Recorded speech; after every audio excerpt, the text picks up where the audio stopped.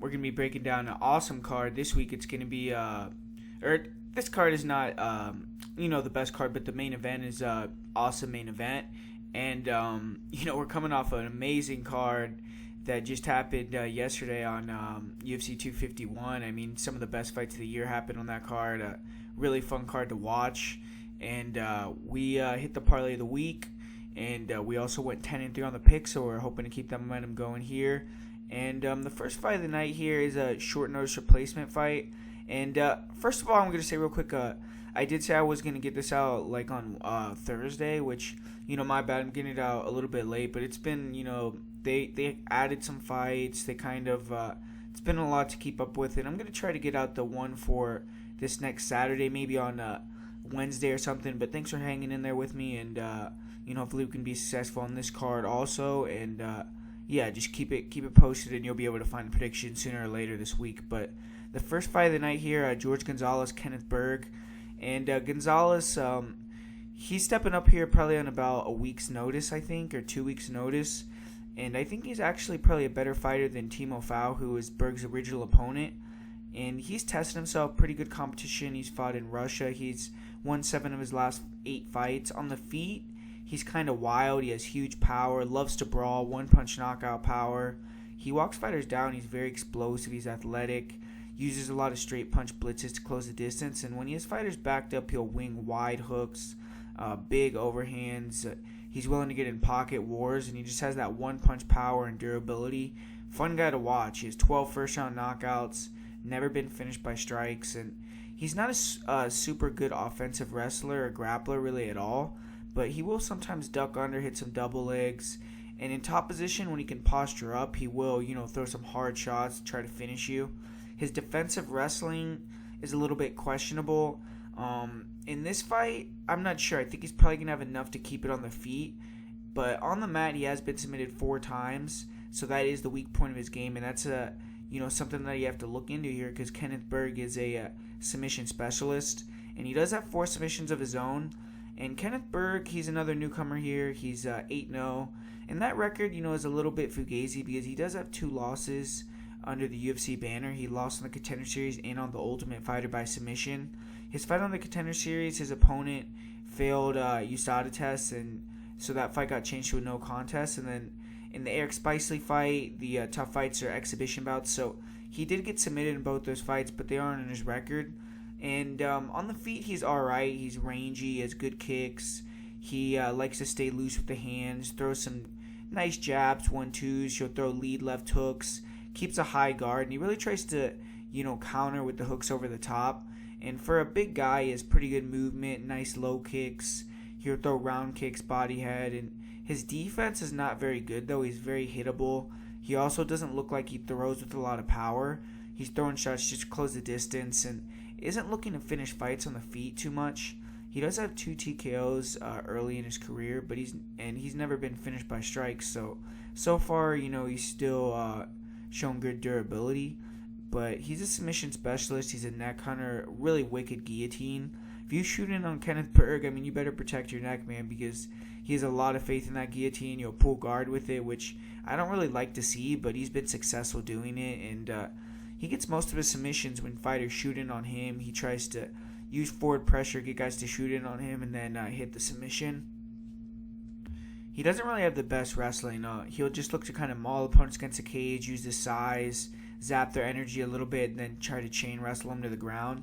And he is a pretty big guy, so I don't know if he's going to be able to do that to a guy like Jorge Gonzalez, but, on top, Bergh does have a lot of different attacks. He has good arm triangles, rear naked chokes, good ground and pound, but he could be taken down himself, and if you can avoid the submission, the guillotine, when you go for the takedown and actually cement the position on the ground, he kind of doesn't look that good off his back. He will try to scramble to stand up, but gives his back, is a quick tapper, and, he does have 6 submissions in his career. He's finished all 8 of his wins, and he's only been out of the first round 1 time, so he gets his work done really early in fights.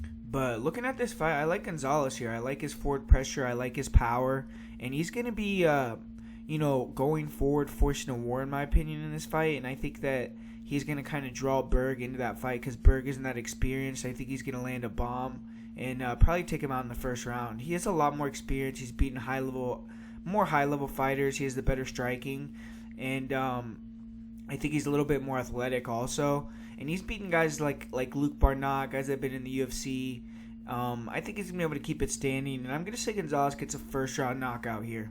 And up next we have another fight that was made on kind of short notice here. John Phillips versus Khamzat Chimaev.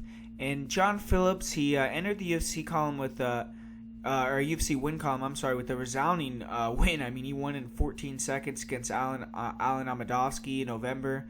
And that win snapped a 3-fight losing streak for Phillips. And, John Phillips' nickname tells it all. He's there to knock your head off. He's the white Mike Tyson and devastating one-punch knockout power, very durable. He's a solid boxer. His 1-2 is pretty good, powerful right hook.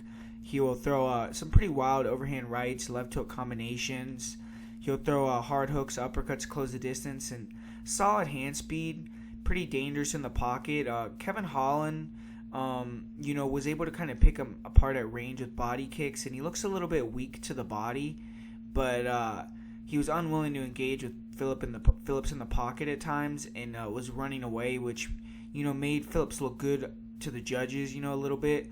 But Phillips throttled Jack Marshman early in round 1 of his last fight, or of his fight before the Amadovsky fight. And he had Marshman, on his bike the rest of the fight. I thought he won that fight.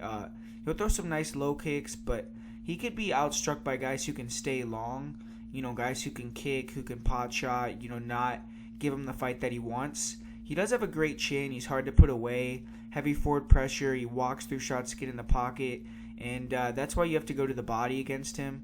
But when he gets fighters back towards the cage, he'll unload. And, he's a dangerous guy. I mean, he has 20 of his 23 wins, or 19 of his 22 wins are by knockout. And he's not a good grappler. Very bad submission defense. He's been submitted a lot of times.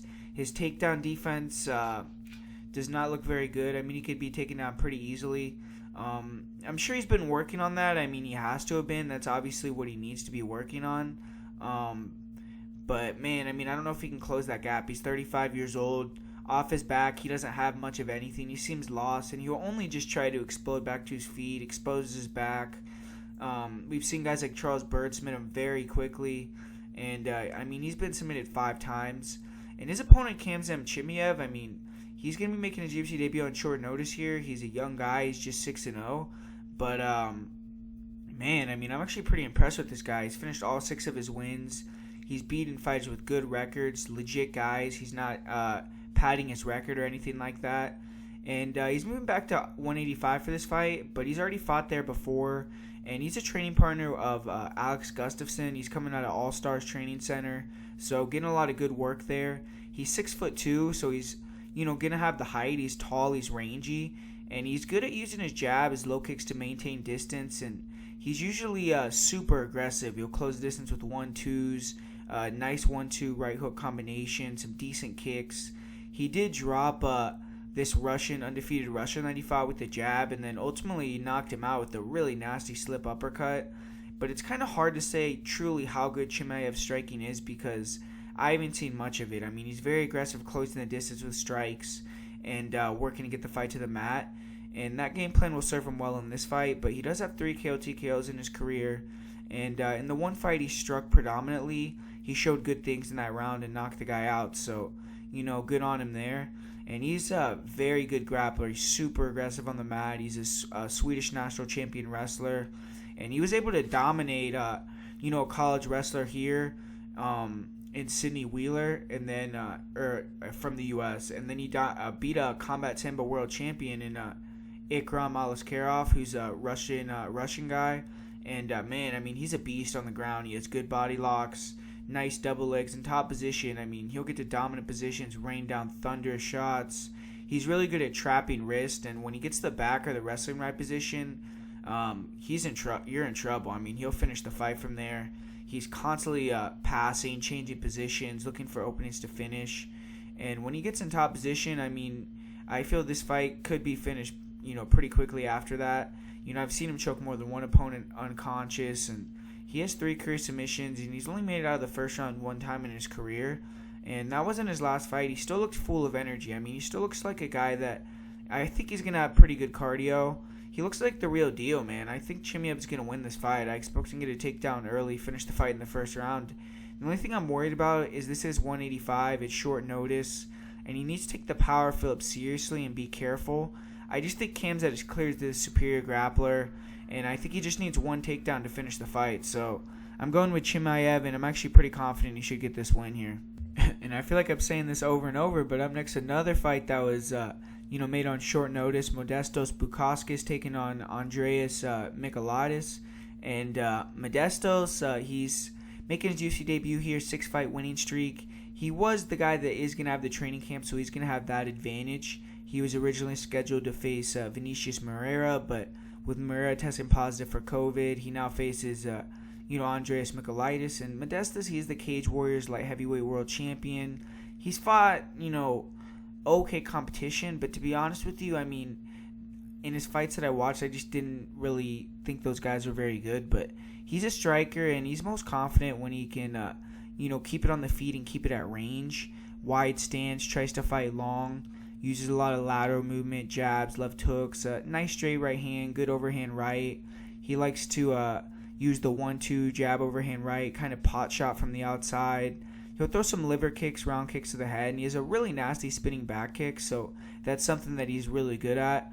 But he just isn't the most athletic or fast guy, and he has that hands-down style. He's relying on the in-and-out movement being quick, and at the higher levels with more explosive people that can close that distance, I just don't know if he's going to be successful with that. He'll throw naked kicks, he'll float his chin, and he's there to be countered. There's a lot of, I don't know. I'm not really that impressed with him. He leaves his lead leg out there to get chewed up, and he does hit pretty hard. He has 7 KOs and 10 wins, but I wouldn't say he has crazy power or anything. And he has been KO'd one time in his career already. As a grappler, he really struggles. He isn't a good grappler. Really bad takedown defense. He can be kind of flat-footed at times. Throw naked kicks that can get him taken down. When fighters get in on his hips, he gets taken down very easily. Doesn't have good takedown defense, whether it's in the clinch against the cage, or when fighters shoot in on him. And in his last match, he did land some hard elbows to the side of the head when his opponent went for the takedown, got the finish that way. But off his back, he just doesn't offer much. He'll look to keep fighters in his guard, maybe throw some elbows, look for a ref stand-up. Doesn't really have good get-ups, and I think against higher-level ground fighters, he's going to be in big trouble there. But, he hardly ever wrestles, hardly looks to get in top position, and if he drops his opponent, he will finish with ground and pound, but, that's really it. He has been submitted one time. He has a couple rear naked chokes against low-level guys, and he does have very good cardio. That's probably the biggest thing about his game.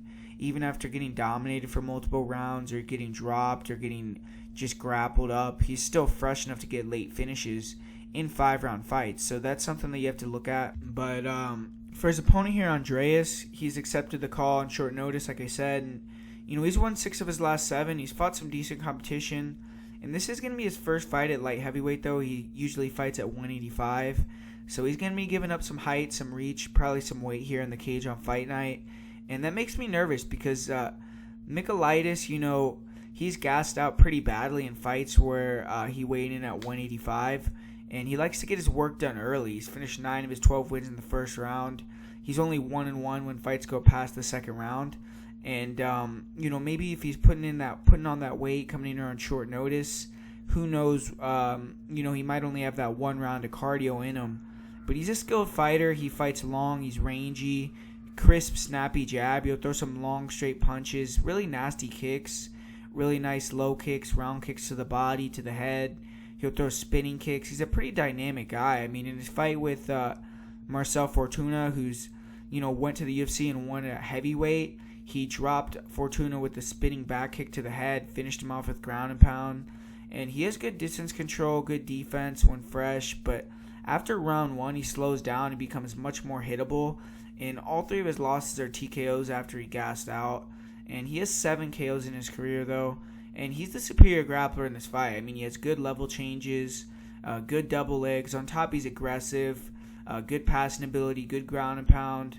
And, when he gets to mount or to the back, he'll rain down big elbows, big punches.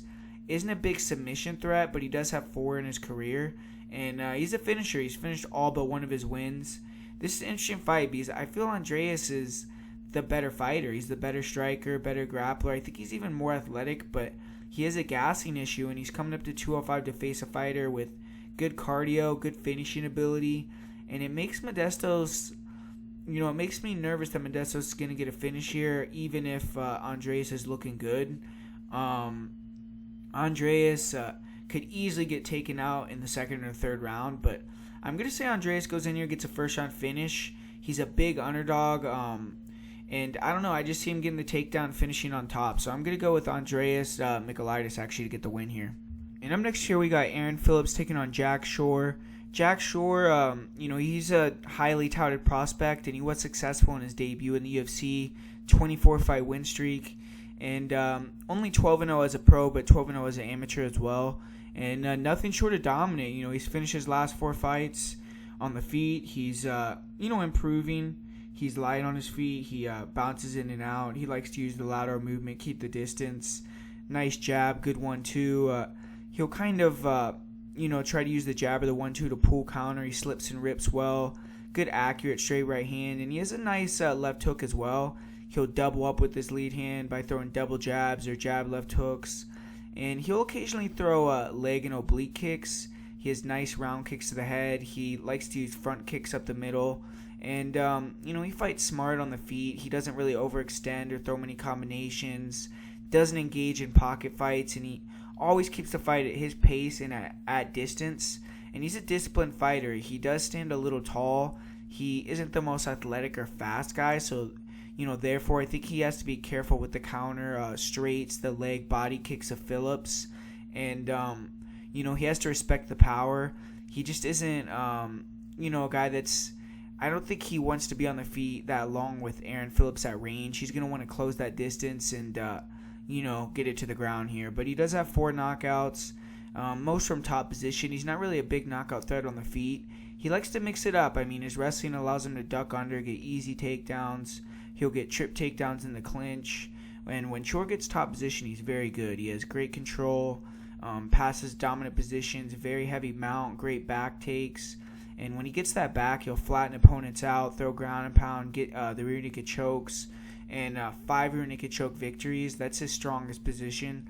In his last match, the first takedown, he earned. He quickly took the back and went for the rear naked choke and almost got it. And Shore's takedown defense is pretty solid as well. In his last match, he showed good balance. He defended a single leg. And he's good at using the Kimura to counter takedowns against the cage. I have seen him taken down in the clinch in certain fights. He was tripped and taken down in one fight. He was hip thrown in a fight. But good composure. He has good butterfly guard. Hard to pass his guard. He'll use to scramble back to his feet or sweep to top position. Good get-ups against the cage. And overall, he's a very strong, well-rounded grappler. He submitted another guy in his UFC debut. And he's just someone that looks like he's going to be, a guy that you can bet on because he's a smart fighter. He can win rounds with his style, and he can get finishes kind of by demoralizing guys and being smart. He's not going to go in there and risk getting hit with a big shot. He's not going to go in there and, trade with somebody and get clipped or get off of his game plan. He's going to go in there, be methodical, kind of like, like the way Usman did yesterday. That's the way that he's going to get his wins, but he's a little bit, more aggressive with his finishing, on the ground. So I like Jack Shore. I think he's a good guy. He has good cardio. And, he's finished his last 3 fights in the 3rd round. So that just shows that he wears on guys throughout the fight. And, that's how he gets his finishes. And he's his opponent, Aaron Phillips, is stepping in on short notice. He's getting a stiff test here in Jack Shore. And he's won 5 fights in a row. But the level of competition has been very questionable. And he's had an interesting career because he made his, UFC debut all the way back in, I think, 2013 or 2012, and then took about 3 years off, came back, and lost to Chris Gutierrez in 2015 with a really nasty injury. So, he had to take 3 years off again, returned in 2018, now has won 5 fights in a row and is getting the second UFC shot. So props to Aaron Phillips for even being in this position again. I mean, that probably takes a lot of mental fortitude. And he's a Muay Thai striker. He has good straight punches down the middle, heavy kicks, nice straight punch counters, fast hand speed. He'll throw some nice knees, heavy round kicks to the legs, body to the head. He'll stalk opponents, keeps them at the end of his shots well. And his style is very Muay Thai based, so he is flat-footed in the pocket and really doesn't have the best boxing defense. He's rocked with punches in certain fights. He's very hittable. And I saw him hurt multiple times, almost finished in a recent fight against Ariston Franca. And, he does have power himself. He has 6 KOs in his 12 wins. And he has good head kicks. His head kicks are pretty dangerous. And he's only been finished by strikes once, but that was that injury. So, he's really technically never been finished on the feet. He's not a very good grappler, though, in the clinch. He does have nasty elbows and knees with his Muay Thai experience, and he can hurt fighters there, but his wrestling is lacking, and he doesn't really have good takedown defense or jiu-jitsu. Against low-level guys, since returning, I've seen him, I've seen them pass his guard fairly easily and, win rounds by controlling him. He does try to hit sweeps, but just isn't very good on the ground. He tends to get dominated on the mat and just kind of try to survive. And he's good at surviving and then eventually getting a sweep or something and getting into a dominant position late in a fight when his opponent kind of beat him down and they're tired, and then you'll get a late finish. So he's tough. He has good cardio, and he's only been submitted one time. But Jack Shore's going to win this fight, man, unless Phillips gets a flash knockout. He's just way better on the ground, and his striking is good enough. He closes distance better, he has good footwork, and he's just smoother. He also has the threat of the level change to keep his opponents honest, and I wouldn't mess around with the striking, though, because the body kicks from Phillips, I think, are available, and they do worry me. And Shore just isn't the most technical with the hands. We saw him get countered a lot by Nolan Hernandez in his last fight. But he's a smart fighter. He's going to do what he has to do. He's going to wrestle hard here. He's a good prospect, and Phillips is not a UFC-level talent, in my opinion. Kudos to Phillips for taking this fight, for getting back to the UFC, but I think Shore is going to take his back and strangle him, so I'm going to go with Jack Shore here. And up next year, I really like this fight. We got Ricardo Ramos taking on Lerone Murphy. And the first thing I'm going to say is I just don't really agree with the line. They got Ricardo as a huge favorite, which I just disagree with completely, because he's taking on a guy in Lerone Murphy who's, already fought in Abu Dhabi before, so he's going to be used to the conditions over there, maybe a little bit more used to the travel, things like that. And Lerone Murphy was impressive in his UFC debut, man. I mean, I picked him to get the win. Didn't quite get the win, but he got a draw against Zubair Tukhugov, who's, a borderline top 15 opponent. And he's huge. He's one of the biggest 145ers in the division. I mean, he's a gigantic guy. And, maybe with the height and the reach, he's not going to have a big advantage over Ricardo Ramos, but the frame, just his size, his back, his arms, I mean, he's a way bigger guy than Ramos. And, on the feet, he's super explosive. He's pretty dynamic, really nice hands, pull countering ability. He's super aggressive. He walks guys down. And he kind of reminds me of Sadiq Yusuff a little bit, where on the feet, I think he, isn't quite as good, but, he's just a guy that's super explosive, super athletic, closes distance, has big one-punch power, good boxing combinations, decent kicks, and could take a shot and keep coming forward, and has the cardio to just keep pressing and pressing on guys and breaking them and eventually taking them out with the power. And, he showed that, he's, very durable. He got dropped by Zubair, came back and recovered very well from that. And on the ground, I mean, Lerone Murphy isn't someone that's going to take you down or anything like that. He's not a grappler, but his takedown defense is very good. His get-ups are very good. And when he can get top position, through a scramble, or if his opponent is really tired or he gets dropped or something like that, he can finish the fight in top position. I mean, he'll rain down ground and pound, and he's a big, huge guy for the division. And for Ramos, I think Ramos' path to victory here is to get the takedowns, try to get a submission here, because he is going to be a lot better on the ground. He's pretty dynamic. He's a black belt. And if he could take the back, something like that, against Lerone Murphy, especially early on when they're dry in the fight, then he's going to have a chance to, get a submission win very early and, look very good here. But on the feet, Ramos is pretty dynamic himself. He's probably going to be the faster guy. And, he hits pretty hard. He has good kicks, good punches. And, he moves around well. But I just feel like he has to get it to the ground here because I think that the power difference is going to be evident. And I don't think that, Lerone is going to respect Ramos' power too much. I think he's going to be walking him down. And I don't think Ramos is going to like that pressure from Murphy. I think if it stays on the feet, I think Murphy may be even able to get him out of there.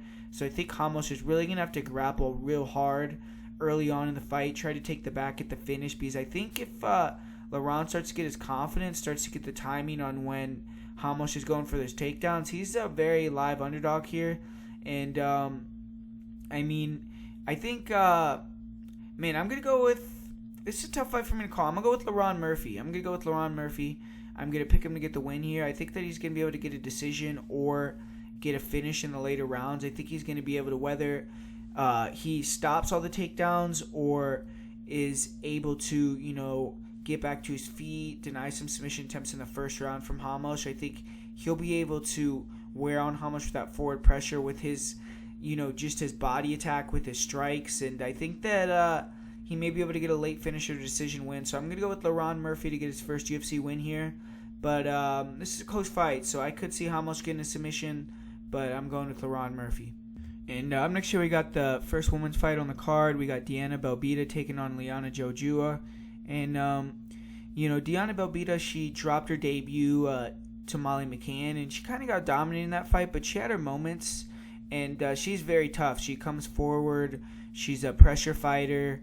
And, she likes to mix it up, force a brawl, throw nice 1-2s, jab overhand, jab hooks, nice uppercuts, nice low kicks, heavy round and front kicks to the body. And she's the bigger girl here with the bigger reach advantage also.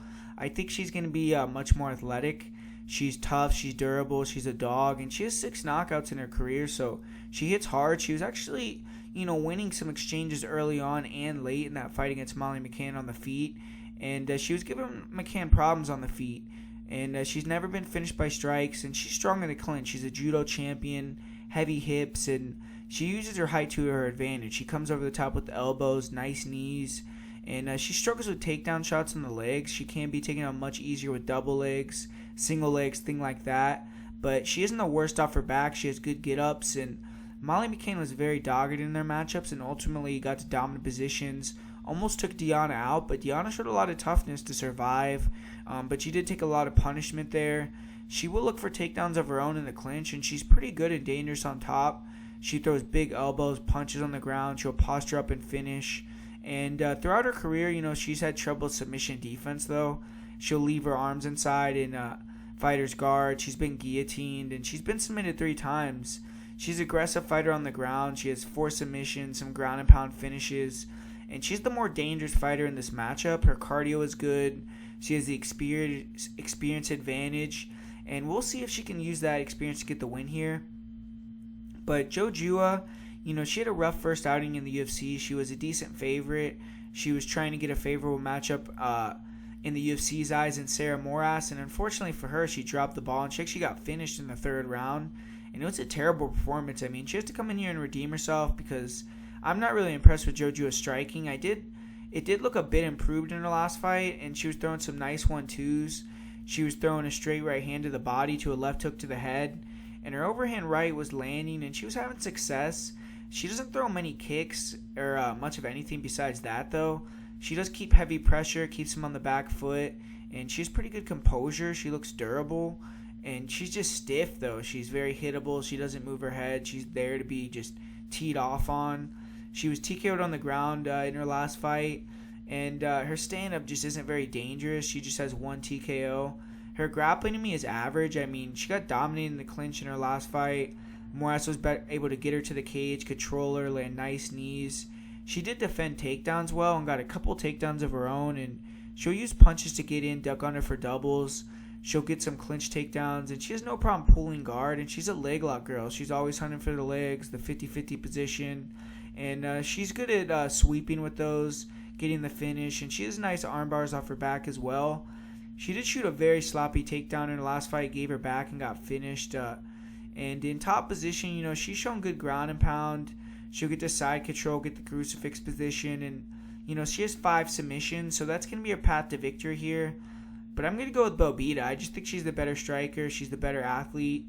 She should be able to deny the takedown attempts, dominate the clinch, stay safe. And if she does get taken down, I don't have super high confidence because maybe Jojua will look better, hit takedowns, and win the fight. Or maybe even Belbita will take her down and get submitted. But I'm going to bank on the bigger girl with the better striking to fight. To win by landing the bigger strikes, by bossing the fight, by pushing Jojua backwards, dominating the clinch. And I think Belbita should get it done here. And up next we have Taila Santos taking on Molly McCann. And Santos, she's looking for a different result. She, dropped her first fight in the UFC by split decision. But previous to that, she was 15-0. And when you look deeper, though, into that record, it was very padded. I mean, she really only faced 3 fighters of note in her entire career. And this will be the first fight for her in well over a year. She's coming off an injury. On the feet, Santos is a technical striker. She has heavy kicks, good jab. She'll throw heavy low kicks, really nasty front and round kicks to the body, good high kicks. She'll throw jab, low kick combinations. And she's going to have to stay long, use her reach here. She has fast hands. She'll shoot the 1-2 body head very effectively. She'll throw long slapping left hooks. And she has good pull counters, counter hooks. She throws nice body shots. She's not that good defensively, though, and she's pretty flat-footed. She doesn't move her head that much. And when she gets hit, she backs up and doesn't really like it. She is a power hitter, though. She has 10 KO TKOs in her 15 wins. But her last fight kind of exposed her a little bit. She is strong in the clinch offensively. Good head positioning, knees to the legs, to the body, good control. She'll hit some clinch takedowns, good at taking the back from standing. The issue is Santos is flat-footed, and when she's pressured, she'll try to strike while backing up in a straight line, and that makes her very easy to get inside on for people to clinch her up against the cage. And she seems to not be good at blending it together. I mean, Bergh would just come forward with the flurry of shots solely to close the distance, and it seemed like Santos didn't really understand that until the 3rd round. When she adjusted, she was able to easily deny the entries, and she dominated that 3rd round, but she just wasn't on for that fight early. And it's most evident to me in the 2nd round. The ref broke the clinch against the cage, and Bergh was ready to go, and Santos was standing there fixing her shorts. The ref said go, and Bergh just clinched up against the cage again, and she didn't even move. And it was like if her brain wasn't, it was like her brain wasn't fully on and firing in there that night. And I haven't seen many girls take down Santos with shots from the outside, though, but I do feel she probably can get taken down by them if they're set up by punches. I just think right now she just hasn't shown the ability to mix her skills. I think if a girl comes forward with a combination, ducks under for a double, she probably won't be ready to defend that. She's going to have to improve her footwork a bit, up the volume, the forward pressure, but keep it at her range even with the pressure. And she needs to either, land and get out or pot shot. And, she can't be so static. She can't just stand there. She has pretty good get-ups when taken down. I don't think McCann will be able to dominate her, but she needs to avoid getting held against the cage or taken down multiple times. She does have 2 submissions in her last fight. She did lose by getting held against the cage, though. And she needs to get going off the bat here, get firing a little bit earlier. Her cardio is good. She's going to have the striking advantage. And Molly McCann, she's righted the ship. She lost her UFC debut, but she's ran off 3 consecutive wins, and she's close to the rankings now. And her personality, has helped her grow her fan base, and I could see her getting a marquee fight with a victory here. She still isn't really that good, in my opinion. I mean, she's just fighting bottom-of-the-barrel opponents. As a striker, she's okay. I mean, she's small for the weight class, and it's she's usually at a height and reach disadvantage, and due to that, she likes to use a lot of movement on the outside, try to dart in, dart out of range with strikes, and she can struggle to find her range at times. Her boxing isn't bad. She has a good jab, good straight right hand. She'll throw a lot of feints to set up her shots. She has a good left hook, straight right. She loves throwing the left hook and using that shot early and often, and she'll close the distance with straight hooks to the body. And she's willing to throw down, brawl in the pocket. She can get sloppy. She doesn't really have the best defense.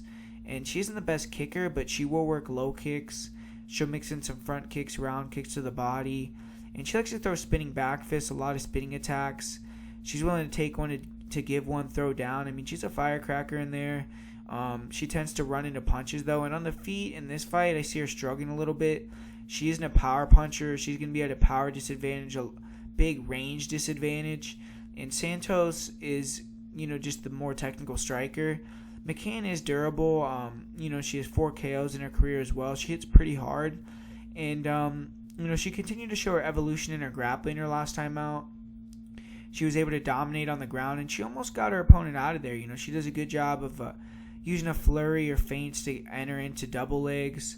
And she was dominant in the clinch in the last fight. She got that head and arm position from standing and used that for multiple takedowns. And she's getting better in the scrambles. She was able to take Belbita's back, almost finished her with punches.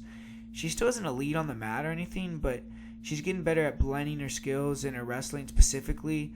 And when she gets in on the hip, she's pretty strong. She's explosive. The issue is sometimes McCann could struggle to set up her takedowns or get in a range to shoot them. And she shoots them way too far out. Just, in this fight, I think she needs a heavy dose of wrestling and cage control to win. She hasn't been submitted since her loss to Jillian Robertson, and she's still in search of her first career submission. So she hasn't been able to show her ability to, submit in fights yet. She does have a lot of output, good cardio. She has slowed down in third rounds before, but she keeps a good work rate up and kind of has a good poker face with that. And this is honestly a hard fight for me to call. I'm seeing a lot of confidence in McCann, and I could see why, but I'm just not that sold on Molly yet. I don't think she looked particularly good versus either Lipsky or Belbita. And Santos, I think she's more athletic and a little better overall than those girls. She hasn't faced great competition, but she's, athletic. She hits hard. She has decent grappling in the clinch, and she's going to be the superior striker in the fight. Her reach advantage should cause some issues for McCann, and she's going to struggle, though, if McCann can pressure and impose her grappling. I think Molly will probably be able to have success on the feet after she gets Santos guessing, and it'll just make things easier for her. If Santos is stuffing the early takedowns, it could be a long night for Molly, but I'm going to have to pick McCann here. She's been the more active girl. She's been fighting more. I think she's probably the girl who will push harder, who will throw more output. She should get the win, but I just don't share that big confidence that other people do in Molly McCann, but I'm going to pick her here.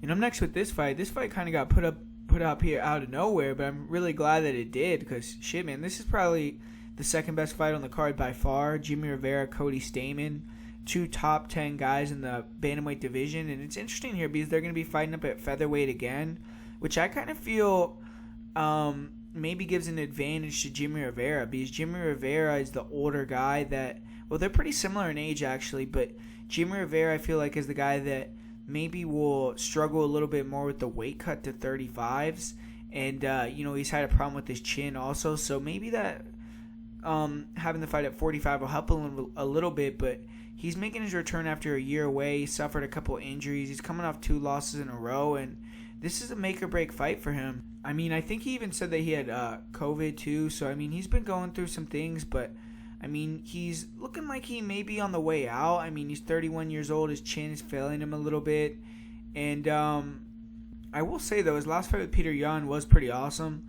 And Cody Stamann, I mean, he's looking to keep the ball rolling here. He had that emotional decision win over Brian Kelleher where, he dedicated the win to his brother and all that. And he carved a niche out for himself in the UFC now. He's 5-1-1, and he's hovering around that title picture. I mean, if you can beat Jimmie Rivera, you're probably a top 5 guy. And that's what Stamann's going to be trying to prove here. Stamann, I feel like, is one of these guys that's been underestimated a lot throughout his UFC run. He's been a guy that a lot of people don't really talk about when they're talking about guys that can compete for that belt or be future contenders. But if he can win this fight, he can position himself here and get that respect probably that he's been wanting. But when you look at it, Cody Stamann to me is kind of he's a poor man's version of Alex Volkanovski. He doesn't have the amount of power in his hands or the footwork, and he isn't as good with the feints.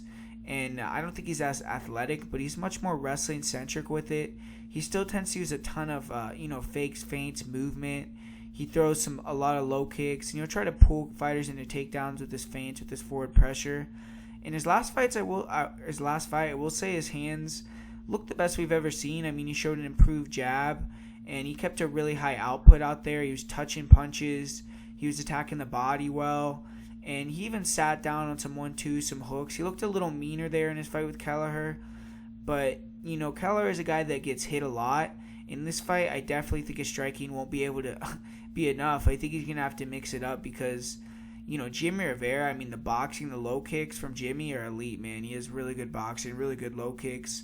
And it's interesting, too, because in Cody Stamann's fight with Alejandro Perez, he struggled with the fighter who can box, who can move, who could cut angles and use footwork. And Jimmie Rivera has that and more in comparison to Perez. And Rivera has a 95% takedown defense in the UFC. In 9 UFC fights, he's been taken down 1 time. I mean, on the feet, when you look at it, I mean, Jimmie's hands are going to be way faster, way more crisp. I mean, he has really powerful straights, really powerful hooks, phenomenal hand speed, man. He has some of the fastest hands in the division. Great timing on his straight left to right hook combination. Really nasty low kicks, nasty straight right hand down the middle, really no tell with it. He keeps his hands low and does a great job of countering while stepping back with the jabs, with the check left hooks. He likes to throw inside leg kicks to left hook combinations, and I just think he's very diligent about moving his head, faking, feigning, cutting angles, making himself hard to hit, and he does a great job of waiting until you get into range and being able to just explode, go first with a combination. And he can get over aggressive when he hurts you, sometimes get wild, get wide, and he has gotten dropped due to that quite a few times in his UFC career. He also has a tendency to admire his work a little bit. He'll just stand there, get hit when he should be exiting. But, man, I mean, he's a smart, sound fighter. And I just feel like he's better than Cody Stamann on the feet, a lot better. And his takedown defense is 95%. He's a big, like, burly, short guy that's going to be hard for Cody, I think, to just take down or to control him. But Rivera has lost 3 or 4. You have to wonder where his head is at, where his chin is at. I'm going to go with Jimmie Rivera here. I think it's a make-or-break fight for him. I think he needs the win, and I think it's a good matchup for him. So I'm going to pick Rivera, but would not be surprised at all to see Cody Stamann go in here and get it done. And up next here we got another featherweight fight with Jared Gordon taking on Chris Fishgold. And Jared Gordon, he's making the drop back down to 145. He had a 1-3 run at lightweight in the UFC, and he's been knocked out bad in 2 of his last 3 fights, and he just has not looked good. And he's made a lot of changes coming in this fight. Not only is he moving back to 145 pounds, but he's also switched gyms. He's training at Sanford MMA, which is the Black Zillions, the Combat Club. They have so many names, but it's that great gym out there in South Florida. And Jared Gordon is a striker. He's not bad. His striking, is just forward pressure. He's always walking his opponents down, tries to stalk him towards the cage. And a nice jab, good left hook, and a good straight right hand. He does a good job of feigning level changes and then blasting that straight right hand. You'll throw some straight punches in combination, close the distance. He has a decent body kick. His defense is not good, though. He holds his hands low, very hittable. Kind of relies on his chin to get inside. And the issue is he's been knocked out badly in 2 of his last 3 fights, and his chin may be gone, so it's just hard to trust that. Gordon has been finished by KO in all of his losses. 6 KO TKOs himself. And he's a good wrestler. He will use his punches to set up double legs. Does a good job of using the double to push his opponents to the cage, chain it to a single. And he's strong in the clinch. Nice short punches, elbows. Good job of ducking under, landing doubles. And on top, he has good guard, good control. He likes to get into half guard, posture up, throw elbows, throw punches. And he's active with this ground and pound. Does a lot of damage. Good top pressure. Good job of staying out of opponents' guards, raining down shots. And he likes to get to side control or get to the crucifix. Good cardio. And he doesn't slow down much. He has 2 submissions. Never been finished by strike or by submission himself. So on the ground, he has shown to be a pretty good guy there. And Fishgold, he's set to return to the octagon. He's had almost a year off here. And he's coming off a loss to Makwan Amirkhani.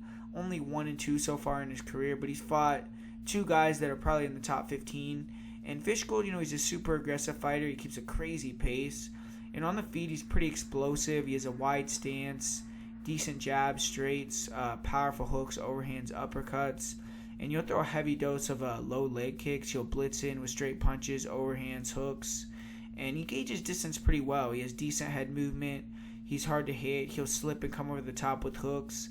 On the feet, he'll probably have an advantage early on. He needs to try to push the gas, get Gordon out of there if he sees the opportunity, but try to kind of, make sure that he paces himself so he can keep it for 3 rounds. But he's a good grappler. He likes to close the distance with overhands or straight punches.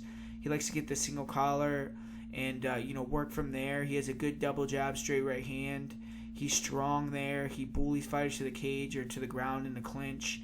And he has decent level changes, good singles, good doubles, and he's pretty relentless. He likes to shoot takedowns, really early in fights and keep shooting them throughout the whole fight. And he's very dangerous with chokes. He can get him even from standing position.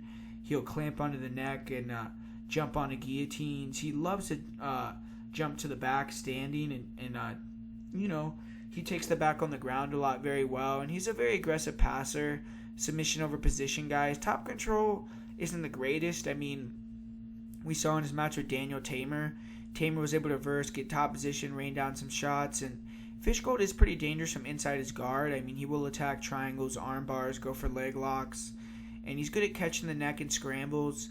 His get-up game is not bad, and I mean, he was close to submitting Makwan Amirkhani with the guillotine. He did pull guard with the guillotine, which I didn't like to see, and Makwan was able to take advantage of that. When he got on top, he locked in the Anaconda, and he finished Fishgold off. And that was the first submission loss of his career for Fishgold. Fishgold does have 13 submissions of his own.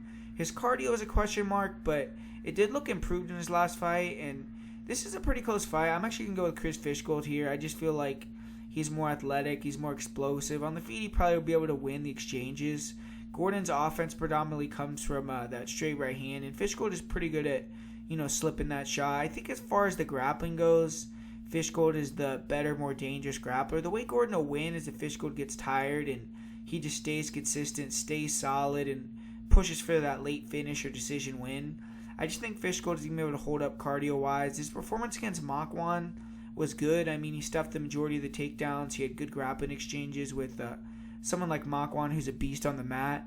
And I just feel Fishgold is the better fighter here, and he'll probably get it done. But another low-confidence pick, but it's going to be Chris Fishgold for the win. And I'm not sure this fight is a low-key good fight. This could be a banger on the card. Abdul Razak Alhassan taking on Manur Laziz. I don't know if I'm saying that correctly, but Abdul Razak, he's making a long-awaited return. He's had some issues outside the octagon. He's been exonerated of that, so I don't really want to get into it. But the last time he fought, the last time we saw him fight was in November of 2018.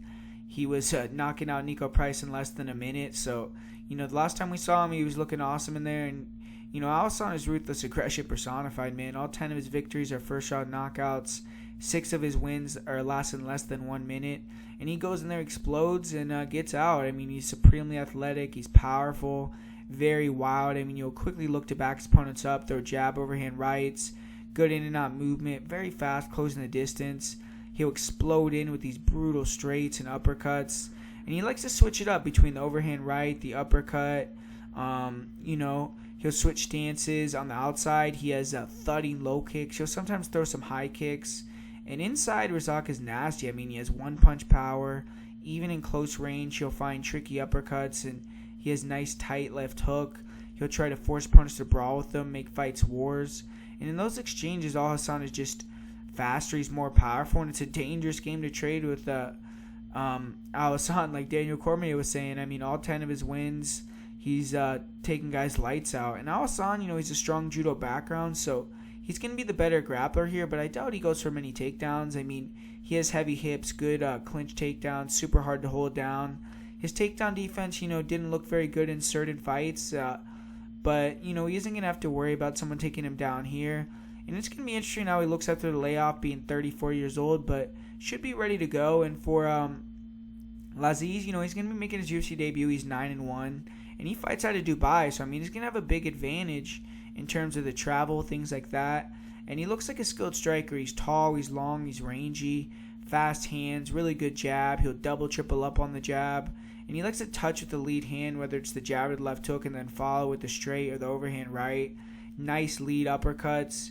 He'll throw heavy, wide hooks, and he's good at staying long with his punches when he goes forward. He's okay at blocking and returning, slipping and returning to the pocket, and he has fast hands, very accurate, strong kicks as well, heavy round kicks to the legs, to the body, to the head. He'll disguise his head kicks behind punches, and, he changes the speed of his punches, and he'll throw some question mark kicks, spinning kicks. He has some nasty step-in knees, very good standing elbows.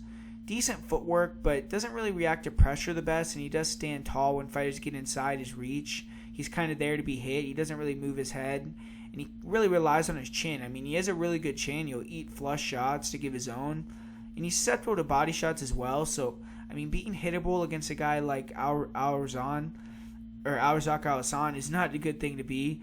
But, he's knocked out 8 of his 10 opponents himself, so he's a dangerous guy. And, he doesn't really have the greatest grappling. His offensive wrestling is improving. I mean, he will shoot some single legs, and we can backfire to the cage. He has decent trips in the clinch. On top, he isn't that dangerous. Doesn't really have the best control. His takedown defense is not good either. He can be taken down, held down. He will work back to his feet and kind of, try to attack right away. He tries to tire fighters out by forcing them to take him down over and over and keep getting up. And he has very good cardio. He's going to have a favorable matchup in this fight in terms of someone that just wants to strike with him most likely. So it's going to be a striker fight. And this is an interesting fight. I completely disagree with the line. I think Laziz is a lot more live than that. He could easily get a knockout here. He's a long, rangy fighter, good technical striking, and he sets traps. He's going to have the reach, and he needs to avoid getting backed up, use his footwork, the jab, control the center. We've seen guys like Sabah Hamasi drop Alhassan. I feel like Laziz is the much better striker than Hamasi. I mean, he can't get overzealous looking for the finish or coming in, and he can't brawl, and he has a good chance to win. I mean, Alhassan really isn't super technical. He's just a freak athlete, crazy speed, athleticism, natural power, and he's going to have a grappling advantage. The level of competition kind of does worry me, though. This is the best striker that Alhassan has ever faced. And I'm going to take the smart pick. I'm going to go with Alhassan. I think Laziz will have too much faith in his chin, leave his head on center line and get knocked out. But, man, I mean, I wouldn't be shocked to see, Abdul Razak get knocked out here, flash KO, something by Laziz. And I think the line should be a lot closer. I mean, I think it should probably be like maybe Abdul Razak like minus 170. So, I think there's some value there on manure, but I'm going to go with Abdul Razak Alhassan to get a first-round knockout again. And up next on this one, even though it's the co-main event, not going to spend a lot of time on it because really don't care about this fight, don't have a great read on it. And, Tim Elliott, I mean, looking to get back on the horse. He had that really disappointing performance against Brandon Royval where gassed out badly and got finished in the second round. I'm kind of surprised Elliott's getting another shot here. He has 3 straight losses, 33 years old, and I mean, the fact that this is a co-main event is crazy, but he's facing Ryan Benoit, who hasn't won a fight in the UFC since 2017. He returned off a 2-year layoff last December, lost a split decision to Healy Alatang, and he's been trading wins and losses in his UFC career since 2013, so he may be due for a win here. And looking at the fight, though, I mean, the thing about it is Ryan Benoit, he struggled with wrestlers, man. I mean, Freddie Serrano, who's not even, he has no striking really at all. He was able to take down Ryan Benoit a lot of times. We've seen Healy Alatang take down Benoit multiple times. We've seen Brandon Moreno take down Benoit multiple times. But, the thing is Benoit does get back up, and he's very aggressive on the feet, and he has one-punch knockout power with his hands and in the kicks. So on the feet, whenever they're at range, Tim Elliott is going to be in trouble, and I think Benoit is going to be lighting him on fire with those low kicks, with the straight punches, with the kicks up the middle, to the body, to the head. And I think that Elliott is going to really have to grapple heavy in this fight. And, I'm sure he probably is embarrassed about that last performance he had where he gassed out. So maybe his cardio is going to be up to notch here, and he'll be able to grind out Ryan Benoit and just win a decision that way, or maybe even get a submission on Benoit. But I don't know, man. I can't bring myself to pick Tim Elliott. Since he came back in 2019, he had that layoff where I don't know what happened exactly, but I think he had like knee issues. Something happened where he had an injury, but he came back. He fought Figueiredo, he fought Askarov, and he fought Royval. I mean, incrementally, I think he's looking a lot worse in all these fights, and he hasn't won a fight since 2017 either. So both these guys are they haven't won fights in 3 years. I will say, I think that, Ryan Benoit looked good in his last fight. He was really explosive in the first round, and he gassed out. And that was at 135. So maybe that, he has to pull the weight. He has to come down to 25. So he has to work a little harder. Maybe that'll be, a positive for him if he's working harder in camp, or it could be a detriment to his weight cut. But I don't know, man. I'm going to pick Benoit to win by TKO. And up next, we got an awesome fight. 2 up-and-coming guys. 2 guys that, have been a little bit underlooked throughout the years in the division. Calvin Kattar, Dan Ige, and now they're finally getting their shine here. They're in the main event. This is going to be the second main event for Calvin Kattar, actually first main event for Dan Ige, but the first 5-round fight in the UFC for both guys. And, they're both coming off, arguably the biggest wins of their career, where Calvin Kattar got that, nasty elbow knockout victory over a veteran in Jeremy Stephens. Dan Ige got that controversial win, but showed a lot of, grittiness, just, consistency. He's a guy that's very steady in there. He's a very steady guy. You're not going to get him out of there. He's a beast. And he was able to take out Edson Barbosa. And this is an interesting fight because I feel like both these guys are coming back a little quick, man. Calvin Kattar, he didn't take as much damage as Dan Ige, but he broke his nose in that fight against Jeremy Stephens. And Dan Ige, man, he got dropped 2 times, I believe. He got hurt to the body. He got hit with a big ground and pound. He took a lot of damage in that fight with Edson Barbosa, and he's coming back even quicker than Calvin Kattar is coming back. So I think that could potentially, be a bad idea for Dan Ige, taking on a guy that's, so slick with the boxing. I think that at range, when they're at range, especially when they're at boxing range, Calvin is going to have a big height advantage. I think that, Dan Ige is going to have to be able to get inside, use low kicks to break the rhythm, try to, land some big hooks over the top, and then try to grapple heavy, because I think that jab, the straight punches of, Kattar are just going to be popping him. And I think that, Kattar is just really good with the distance control. He's one of the best distance control guys with the boxing in the UFC. And his overhand right is nasty. His left hook is really good. He has a really good rear uppercut. He'll rip to the body. And he's just very accurate. When he finds his range, he puts his punches together, puts your lights out. We saw that when he did that to Shane Burgos. And, he's dangerous. He has 8 KO TKOs, or 9 KO TKOs, I believe, and 3 in the UFC. And he's taking out guys that are super durable, like Jeremy Stephens, like Shane Burgos. So that shows that, he's throwing with heat and he's throwing with precision. Precision beats power, and that's how he takes these guys out. And Dan Ige, though, Dan Ige is going to have some advantages here as well, or perceived advantages right on the ground. So what he needs to do, is just stay durable, stay in there like he always does.